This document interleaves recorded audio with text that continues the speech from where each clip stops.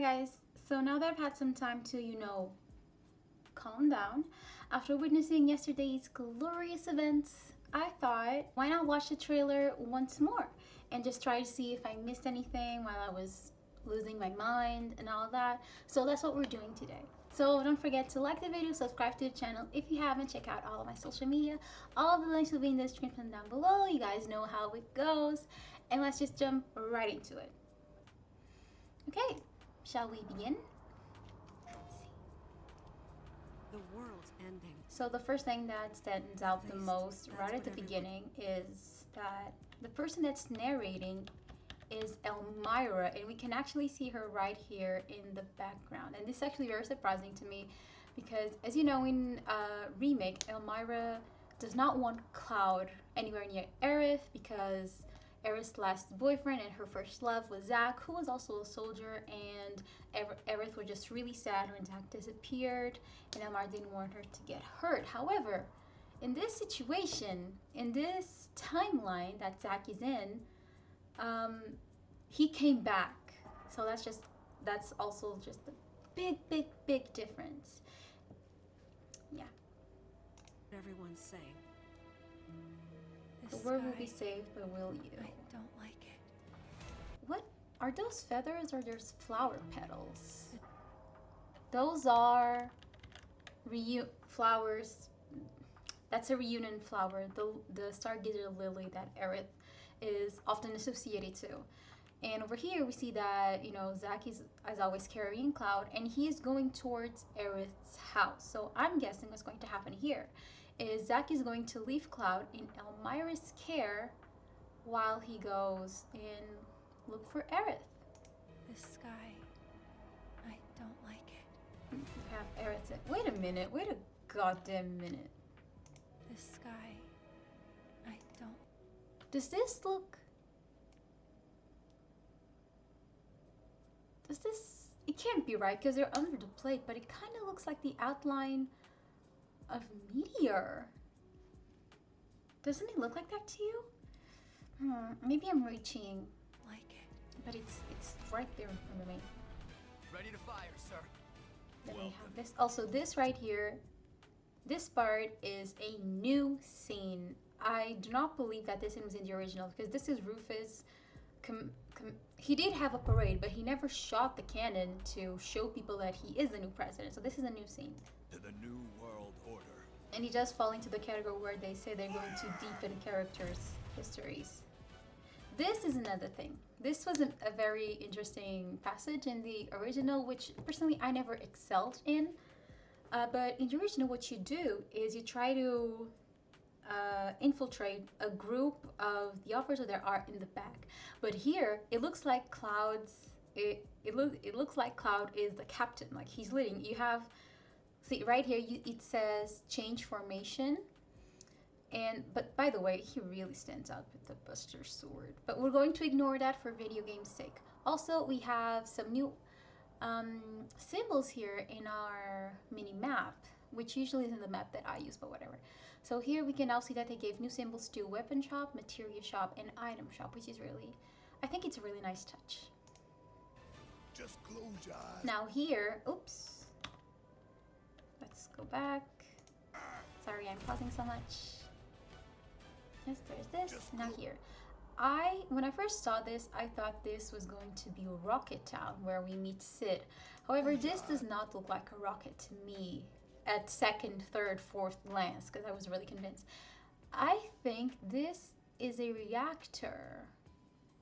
So this could be maybe Gongaga? It's interesting. I really thought this was a rocket for a second, but now we know that's not true, and yeah, we'll have to wait and see.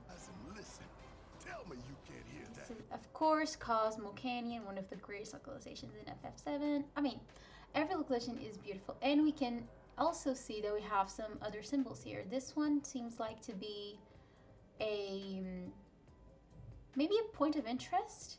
Materia shop, item shop. That looks like maybe an elevator one, and this one seems like this one's a side quest. It has a side quest symbol. It looks like a car. I can't really... Okay. This is one thing that I was really shocked when I first saw it. So here Tell me you can't hear we are going to see Tifa in action. However, we don't know what she. Let's watch this. that alien cry. Look at what she's doing. She is. And it runs out of energy. Okay. I know what's happening. Can't hear that. Her rap. So here first, this is a new skill for Tifa. We can see that here the person is not. Okay, let's watch this. Not so fast, so we can catch everything we see. A little back. Okay, there we go. So here, Tifa is performing a new skill because she performed it, and now they're going back, and she's still doing it. But then the weirdest thing happened. I don't know if you caught that, but her normal attack changed to, there you go, Trinity Strike. And this, I feel like this is a skill that we're gonna get with Tifa that, I don't know, at the end of the skill she can do Trinity Strike to do extra damage. Because it does look like that animal really just went for it. And here, this is Trinity Strike, I'm guessing. Oh no, she's dodging. But maybe they didn't use Trinity Strike. But that really caught my eye, and I do not know what that could be. Maybe it's a different, they added things to her playstyle, which is completely fine, and I would love that.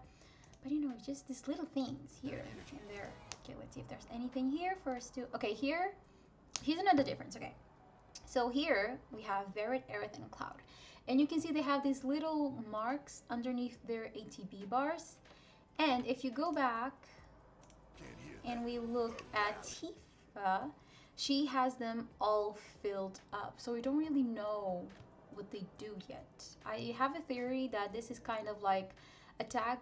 This is kind of like a synergy meter, where the more synergy moves you do, you have to fill up this whole thing, and at the end, you and another person that has the bar filled as well, you get to do an extra stronger attack. Alien But cry. we don't know. Planet runs out of energy. It and everything There's nothing really different here. I don't see anything to point out. dies. Let's see. Okay. Red 13 and his combat.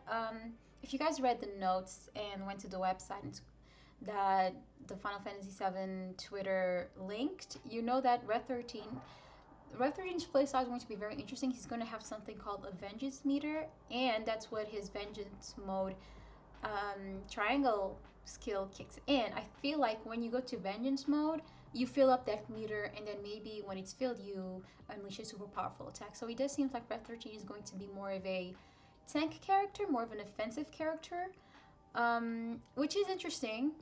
I didn't really know what to expect for Red 13, but this is quite nice. We can overcome our fate. There we go. I don't think they're doing any synergy moves. Okay, so this is the Nibelheim incident. We all know. We all live for it. Okay, we're looking for Sephiroth. Think you can find him? Oh. Kate Sith. I wonder how they're going to pronounce his name. Sephiroth, you say? Okay, so now I get to see Kate Sith combat, which I also found very interesting. Let's watch this at 0.25. I feel like it's a good place to watch it. So here you go. Red 13 here, he's just doing his normal attacks, and then he goes into the shortcuts menu, and here we have 3 skills that we can see. We have Let's Ride, Lucky Roll, and Dodge and Dive. And the person that's showing us the fight is using the Let's Ride one. And this is when we get Kate Sith's cute little Moogle. And his Moogle does get a icon next to his name. So I'm guessing maybe the Moogle is going to work a bit like Sonon. That's what I'm getting at. And it seems like he's Red 13. It seems like Kate Sith just kind of attacks enemies with his megaphone until he gets his Moogle, who I'm guessing punches and kicks him. Yep. Yeah, exactly. Okay, so now we get the Dune Buggy. I was so excited when I saw this. I was so happy. I did read in the notes that they left us that the Dune Buggy is faster than Chocobos. However, as a chocobo lover, I don't think I'll be using As this. you can Maybe I see, will. your Here we go, chocobos. As you can see, this is a black chocobo, which goes up mountains, which is interesting because if my memory serves me correctly, weren't green chocobos the ones that went up the mountains? Correct me if I'm wrong. Anywho, we also got some information on the chocobos, which is very interesting. It seems like you get chocobos by going into the areas with where they inhabit, and then you have to get them to navigate the area. For example, you'll probably get this black chocobo in a mountain terrain, so that he's the only one that can climb those things, and you have to get that chocobo to climb the mountains. Which, by the way, these red markings here symbolize where the chocobo can go up. Also, this information kind of told us that maybe there won't be chocobo breeding in this version, which personally I'm not upset about. I had some very hard time with that. So yeah. So we have a black chocobo that climbs, a blue chocobo that flies, and apparently I call this a hover thing. It's a Segway. And what's interesting here, besides everything that's happening, is this thing here. Distance traveled. I think this is almost like, it's either a side quest. I think it's a side quest. You guys remember in 7 Remake where you have the pedometer materia? And if you took a certain couple of steps, that material would transform in something else, which I believe was AP plus, something like that. I could be wrong. And I think this is the same thing, like you get rewards by how much you travel in your Segway. And now to the start of the show. Cloud's wearing a different outfit. There has been a lot of speculation about different outfits for Rebirth, especially for Costa del Sol, which is, I'm pretty sure it's where we are in this scene here. And for when you go up north, you know, like the icicle and all those things. So I think this kind of confirms that the characters will have different outfits. However, I do have a theory that you will only unlock the outfits, like you will only be able to wear them whenever you can, when you finish your first playthrough. Because I think it just makes sense. Cloud's on a Segway, the copies, to Genova copies. This is Nadell. Their soldiers suffering from cellular degradation. Do not be deceived. And we have, of course, Sephiroth trying to seduce Cloud into joining him. Wait, was there someone in the background behind Cloud? Know the truth. Trust in me. I don't think that's the case. Oh, there was just a little doctor there. Now we have the Midgar Zolan. I thought this was going to be a demo, but we already had information of which demo were going to be available in the Tokyo Game Show. And it's not what I thought, so yeah, they'll say. And this here is that little monster where you get the little girl and the dolphin. Her name's Priscilla. I'm pretty sure they took out the CPR scene, and I agree with the decision. Okay, so let's try and see some things here. So of course, Yuffie still has her elemental ninjutsu thing here. She also has a design on her pocket that looks interesting. Kind of looks like a book. Looks like her weapon. And now here's another interesting thing. I also noticed this in the other trailer.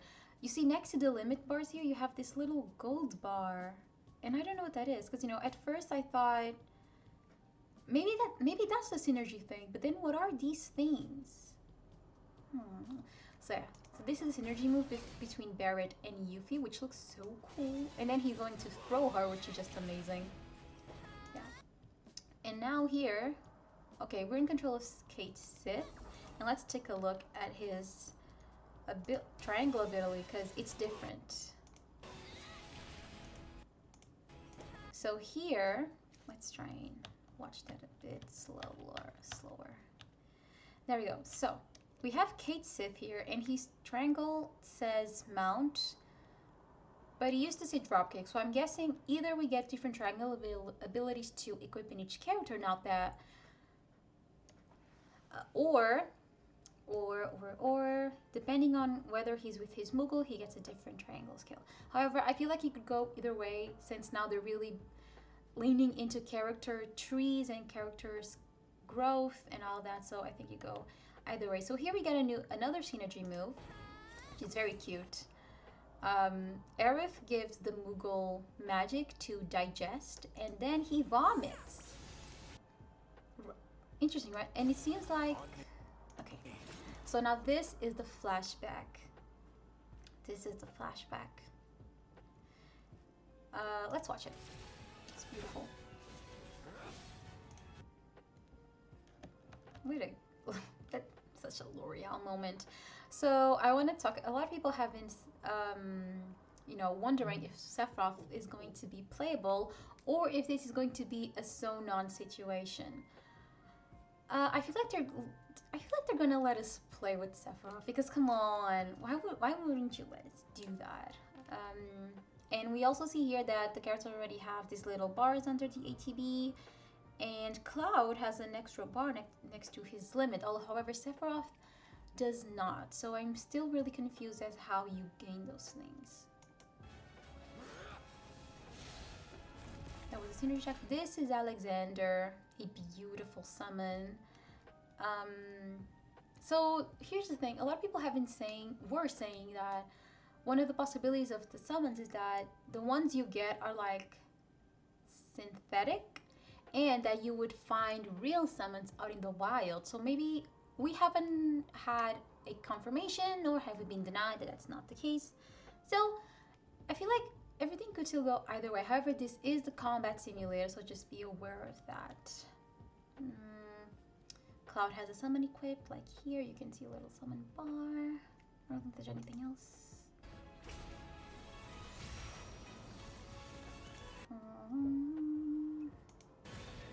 Also, it really seems like unless Cloud is away on another mission, you can't kick him out of your main battle party. Like, I don't think you can even switch him out, which I think it's kind of... I don't like that.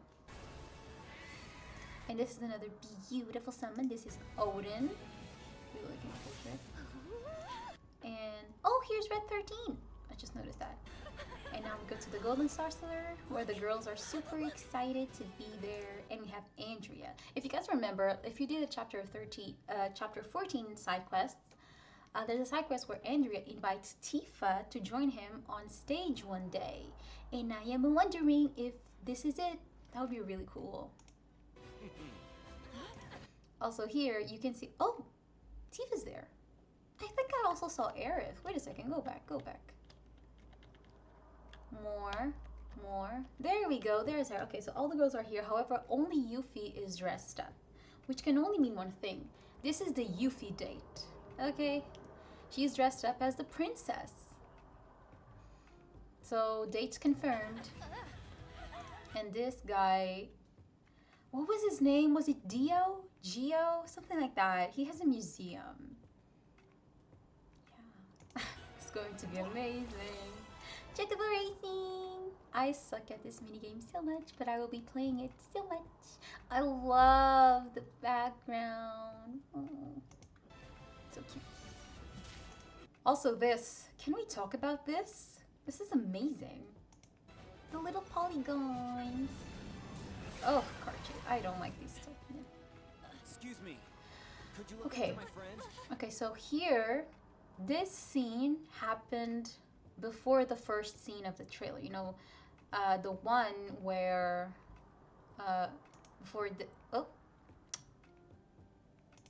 happened before this one, right? And here's what I think happened. Zack was probably going to go see Aerith all dirty and stuff, and probably with a lot of blood. But Elmira saw him and she stopped him. And maybe she told him to go to her house and get cleaned up. However, I don't know, because, you know, he's dirty here, but then back here, he's not dirty. So maybe something else happened in between. After my friend, I'll have to wait and see.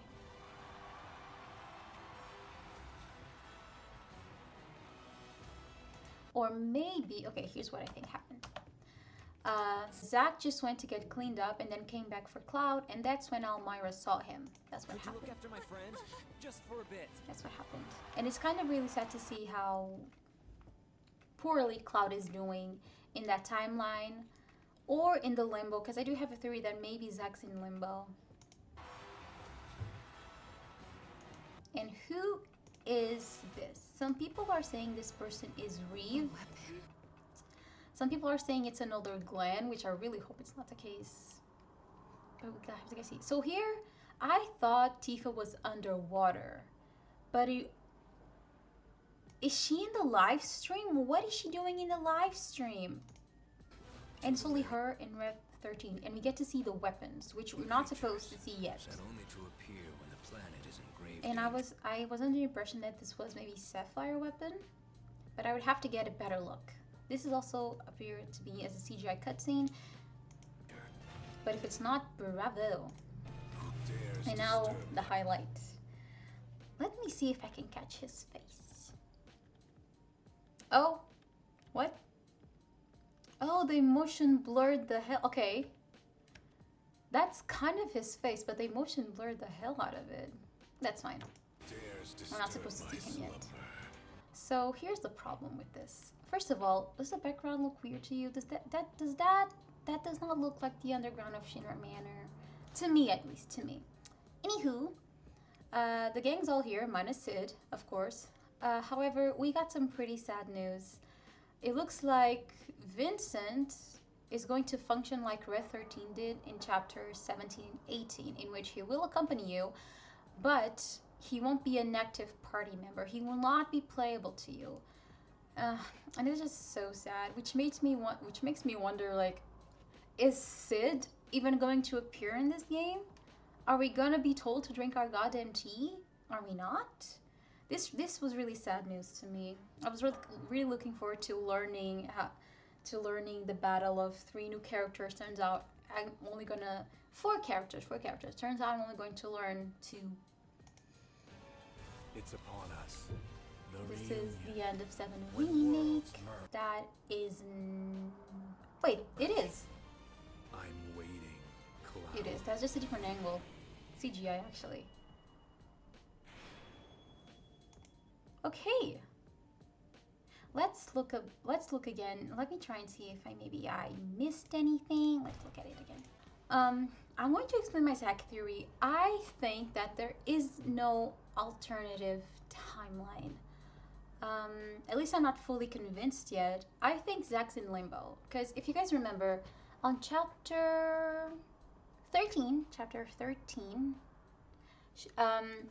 Elmira tells us the story of when her husband died. Baby Aerith, told her that his soul tried really hard to come back and say goodbye, but he couldn't. And I think that's what's happening here. Zack's in limbo, and he's trying to go back to Aerith. He's trying to see her one last time, because that was his goal throughout the ending of Crisis Core. He wanted to see her again. He wanted to tell her that he was alive, that he was okay, and I think that makes it a little more tragic. However, there is another theory that this is a different timeline, and that the timelines will converge, and that Cloud and Zack will be fighting Sephiroth together. I guess we'll have to see which one is true. We can overcome our fate. Okay. Am I the As well, they're always playing on the thing of Aerith saying, we can overcome fate. Do not delude yourselves. same as This is going to end on a pretty grim note. The developers say this game goes up to the Forgotten City. We all know what happens there. I just think it's so amazing to see Sephiroth lose it. In a nice way. Okay, we're looking for Sephiroth. Think you can This find him? is at the Golden Saucer. Isn't that where we first see Kate Sith? I mean, the developers have said that the order in which you visit every single location has changed, so we could be meeting him somewhere else. Oh, Sephiroth, you see. So you heeded the call Combat. too, did you? What are you talking Wait, about? what is that in the background? That floating yellow thing. So you heeded. Is it a camera? Oh my god, I can't believe I freaking missed this. That was Hojo. That was Hojo. What are you talking That about? was Hojo. So you heeded the call too, did you? You heeded the call too. Northern Grey there? No, no. It can't be. What are you talking about?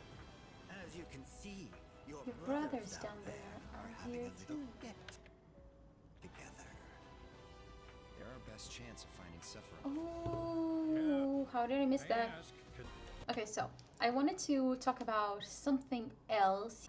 In the last trailer, we saw that Aerith's triangle ability changed from Tempest to Ward Shift. I was wondering why they changed it, but then I remember that Tempest, while useful, is very unreliable. It's very unreliable skill.